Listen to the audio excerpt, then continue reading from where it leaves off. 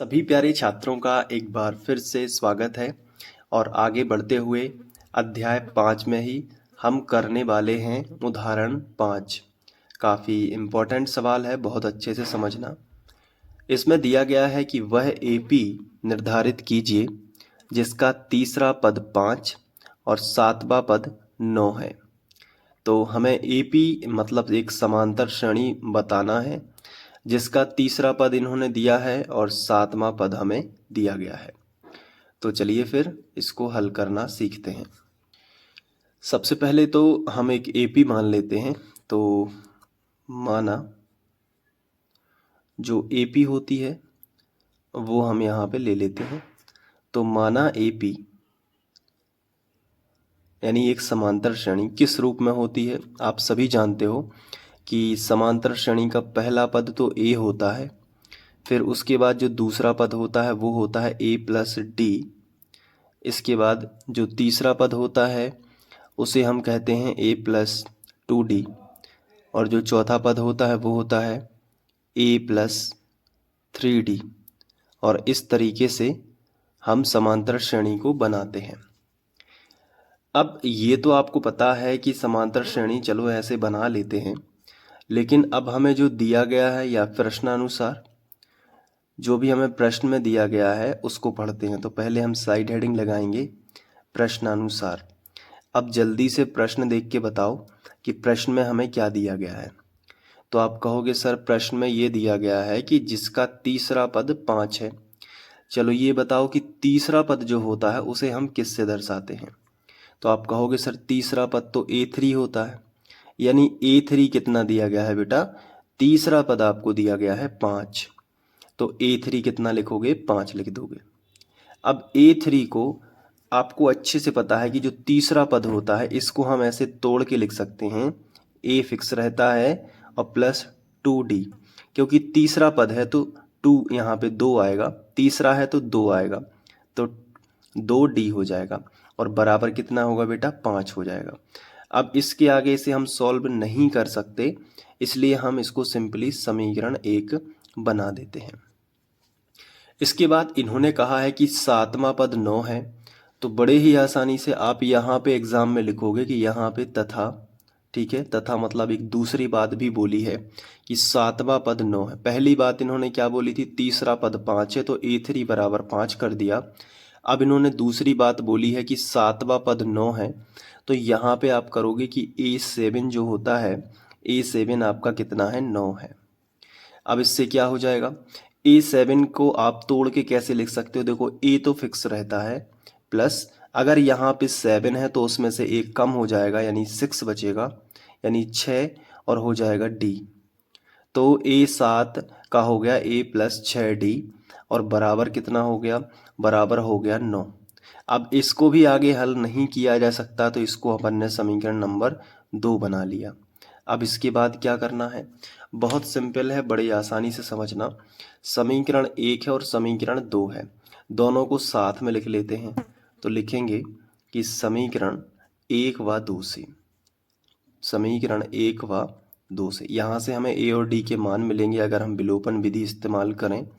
तो समीकरण 1 को पहले हम लिख लेते हैं, A प्लस 2D बराबर कितना होगा, 5। ये है अपना समीकरण नंबर 1।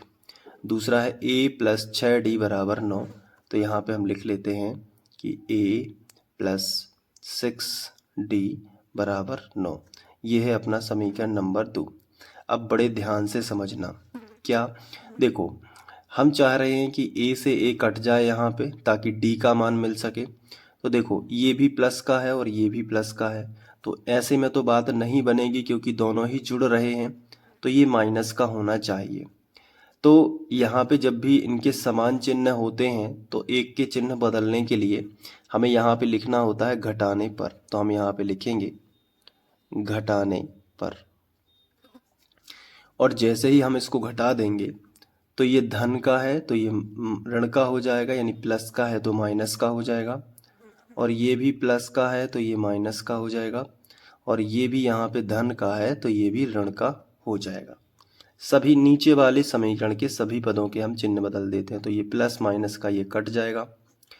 अब यहाँ पे माइनस का 6d है और प्लस का 2d है, तो माइनस का कितना बचा, माइनस का 4d बच गया, और बराबर 5 में से 9 जाएंगे तो माइनस का ही क्या बचेगा, 4 बचेगा। यहाँ से हम देखते हैं कि माइनस दोनों तरफ है तो माइनस से माइनस कट जाएगा, तो 4d बराबर आ जाएगा 4। यहाँ देखो d गुणा में है, गुणा वाली संख्या बटे में, तो d बराबर बेटा आ जाएगा 4/4। अब 4 से 4 कट जाएगा तो d का मान कितना हो जाएगा, 1 हो जाएगा, और यही हमने यहाँ पे d का मान निकाल लिया। अब जैसे ही d का मान आए उसे समीकरण 1 में रख दो तो a का मान मिल जाएगा। तो चलिए रखते हैं, यहाँ पे लिख लेंगे कि d का मान समीकरण 1 में रखने पर, समीकरण 1 में रखने पर, चलो d का मान क्या है, 1 है, यहाँ समीकरण 1 में रख देते हैं। तो अब आगे क्या होगा लिखते हैं, समीकरण 1 है a प्लस 2d, तो 2d की जगह पे 1 रख लिया, बराबर कितना हो गया, 5। आप देख सकते हो समीकरण 1 है a प्लस 2d, तो d की जगह पे मान रख लिया केवल 1, बराबर 5। तो a प्लस 2 एकम 2 बराबर 5। ये जो धन का 2 है इसका पक्षांतर इस तरफ होगा, तो a बराबर हो जाएगा 5 माइनस 2, तो a बराबर हो जाएगा 5 में से 2 जाएगा तो 3। ये जो है a का मान आ जाएगा। जब हमें a का मान पता है और d का मान पता है तो हम यहाँ से ये वाली AP बना पाएंगे, जो कि होती है a plus d, a plus 2d, a plus 3d dash dash dash. तो हमें AP ही बतानी थी, तो हम लिखेंगे अतः अभीष्ट AP, अतः अभीष्ट मतलब होता है जो हमें ज्ञात करना था वही, तो अभीष्ट AP मतलब समांतर श्रेणी। हमने क्या मानी थी, a plus d, a plus 2d, इस तरीके से बढ़ती जाएगी, फिर 3d 4d, a फिक्स रहेगा तो 3d, इस तरीके से। अब ये बताओ कि a का मान कितना है, आप कहोगे सर 3 है, तो a के नीचे कितने लिख लो, 3, फिर कॉमा है तो कॉमा लगा दो।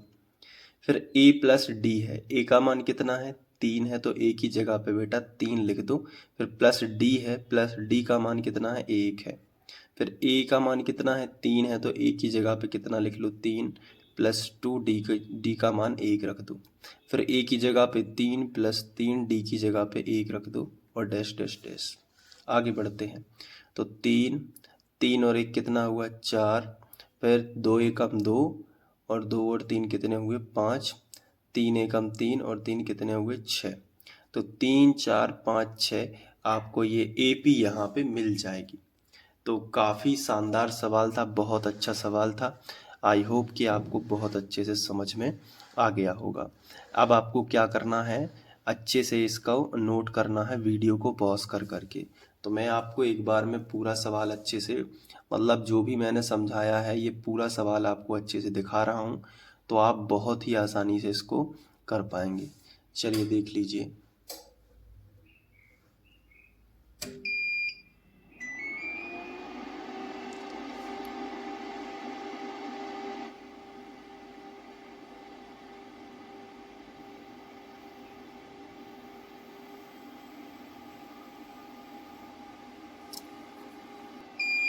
Thank you.